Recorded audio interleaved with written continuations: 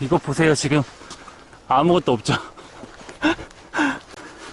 지금 PC방 찍고 가고 있는데, 걸어가고 있는데, PC방 가는 길이 이래요 지금. 대리의 시작은 뚜벅이었습니다. 당시에 단가도 잘 몰랐었고 지역도 잘 모르는 시기여서 오지에 가서 택시가 잡히지 않는 곳에서 날을 새보기도 했고 첫 차를 타고 집으로 갔던 적도 많았던 것 같네요. 날은 산전수전 경험을 하면서 뚜벅이로 5개월 정도 대리를 했고 그 이후 아주 저가의 킥보드를 구입 후 대리를 다시 시작하게 되었습니다. 킥보드 구매는 편하게 일을 하고 싶은 것보다는 날을 새지 않고 집에 들어오고 싶었던 이유가 가장 큰 이유였습니다. 저의 첫 번째 킥보드의 이름은 레드승이었습니다. AU 테크에서 나온 레드윙 오리지널 킥보드, 가격은 할인받아서 37만원에서 38만원 정도 온라인에서 구매를 했고 뚜벅이에서 킥보드로 대리를 하니까 재미있기도 했고 날을 새지 않고 집으로 들어갈 수 있어서 그게 가장 좋았던 것 같아요. 하지만 점점 운행할수록 저가의 킥보드이기 때문에 단점도 많았던 것 같아요. 오르막을 쉽게 올라가지 못했고 배터리가 금방 방전되는 일도 많았습니다. 그리고 기체 자체가 튼튼하지 못하기 때문에 고장도 많았고 킥보드 구매 비용만큼 수리비가 나갔던 것 같아요. 레드승으로 6개월 정도 운행 후 도저히 안되겠다 싶어서 구입한 킥보드의 이름은 승스텝. 대리기사분들이 가장 많이 타는 킥보드 중 하나인 원스텝 8S라는 킥보드였고 가격은 78만원, EV샵 매장에서 구매를 하게 되었습니다. 저가의 킥보드를 운행하다 원스텝으로 운행하니까 정말 신세계였어요. 기존에 올라가지 못하는 오르막도 잘 올라가는 편이었고 속도 그리고 안정감이 너무 달라졌기 때문에 정말 만족하면서 운행했던 것 같아요. 비교를 해보자면 레드승이 경차라면 승스텝은 소나타 정도는 될 것 같네요. 승스텝은 저에게 대리하면서 많은 걸 알게 해준 고마운 기체입니다. 단점은 아무래도 오래 운행하다 보니까 기체 프레임이 점점 불안하다고 해야 될까요? 10개월 정도 운행했을 때 점점 프레임에 무리가 가는 듯한 느낌이 들었고 그러다 보니 점점 욕심이 생기기 시작했고 위패드에 눈이 가기 시작했습니다. 승스텝으로는 10개월 정도 운행을 했고 새롭게 구입한 킥보드는 지금도 계속 타고 있는 승패드 위패드 미니입니다.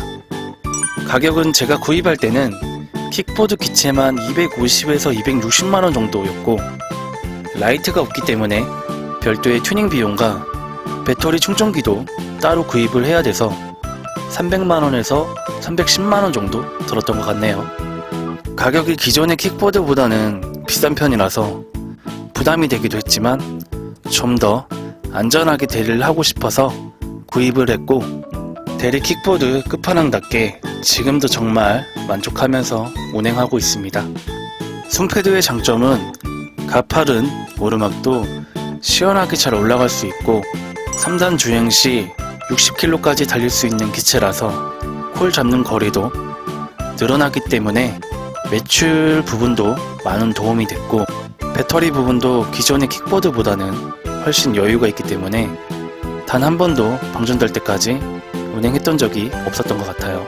물론 날을 새서 운행을 하지 않고 있고 웬만하면 3단 주행도 하지 않는 편이라서 이유는 단 한 가지, 바퀴가 크지 않기 때문에 고속주행 시 위험하다는 생각이 들어서 3단 주행을 잘 하지 않고 있습니다.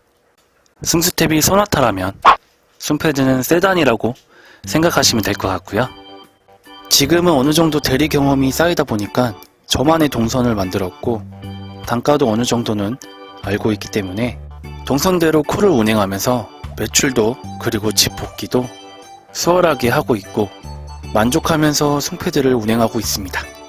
단점은 무게가 무겁기 때문에 잘못하면 허리에 무리가 올 수 있고 그리고 뒷바퀴 펑크가 자주 나는 편이라서 자가 수리가 아니면 생각보다 펑크 비용도 많이 나올 수 있습니다.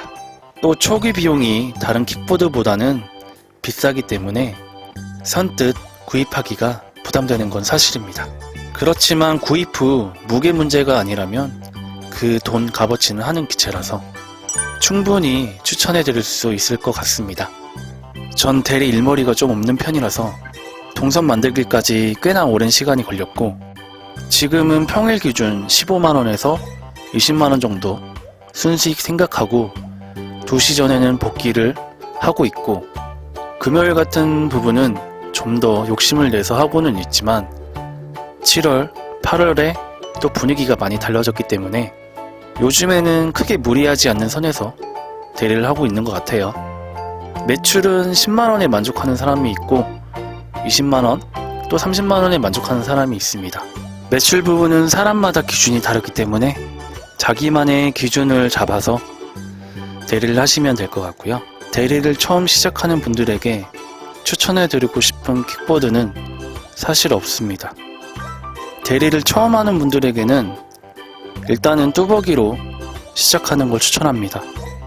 대리가 어려운 일도 아니지만 그렇다고 마냥 쉬운 일도 아니라고 생각하기 때문에 술 먹은 사람들을 상대하기 때문에 변수가 많고 내 차가 아니기 때문에 사고 위험도 높고 또 출차 시 어려운 주차장도 생각보다 많기 때문에 뚜벅이로 대리를 하면서 어느 정도 나에게 이 일이 맞는지 경험을 하면서 확인을 해보고 킥보드는 그 이후에 구입하는 걸 추천하고 그렇게 대리를 좀 해보고 어느 정도 맞는다 생각이 들면 추천해드리고 싶은 킥보드는 원스텝 8S나 TLX 600을 추천해드릴 수 있을 것 같아요. 그 이유는 가격에서 그렇게 부담되는 가격이 아니고 그리고 대리기사들이 가장 많이 타고 다니는 킥보드 중에 하나이고 대리를 하기에 배터리도 오르막 올라가는 것도 나쁘지 않은 킥보드라서 무게도 위패드보다는 무겁지 않기 때문에 추천해드릴 수 있을 것 같습니다. 위패드가 킥보드 끝판왕이긴 하지만 처음 킥보드 타는 분들에게 추천을 하지 않는 이유는 레드윙 킥보드부터 원스텝 단계를 거쳐서 지금의 위패드를 타고 있지만 3번 정도 작은 사고가 있었습니다.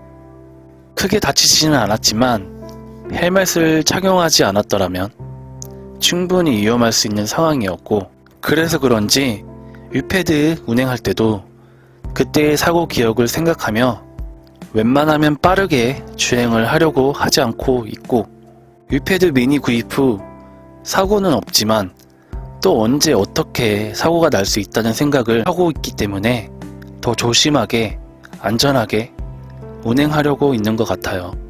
킥보드 운행 시 사고는 한 번 정도는 날 수 있다고 생각을 하고 있기 때문에 제가 생각하는 가장 베스트는 6개월에서 8개월 정도 TLS 600이나 원스텝을 운행하다가 중고로 팔고 그 이후 위패드로 넘어가는 게 가장 좋다고 생각을 하지만 이건 제 개인적인 경험에서 나온 생각이라서 다른 분들하고는 다를 수 있지만 킥보드 운행 시 가장 중요한 건 돈을 많이 버는 것보다는 항상 안전을 최우선하면서 킥보드를 운행하시고 영상 보고 궁금한 게 더 있다면 댓글로 남겨주시면 제가 아는 선에서는 답해드릴 수 있을 것 같아요.